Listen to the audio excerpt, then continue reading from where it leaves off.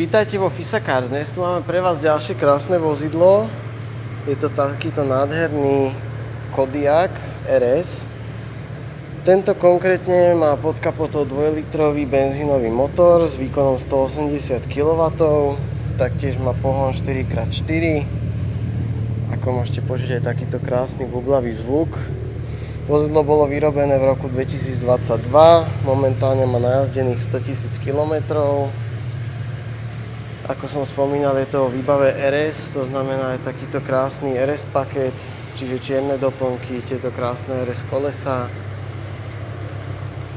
interiér takisto v štýle RS, to znamená takéto krásne Alcantara koža sedačky, samozrejme elektrické pamäťové. Vozidlo má samozrejme množstvo jazdných asistentov, nastaviteľný podvozok, Canton reproduktory, taktiež aj offroadový režim, elektrický kufor, adaptívny tempomat, samozrejme miesta vzadu je tu veľmi veľa, taktiež aj vyhrievané sedačky aj vzadu,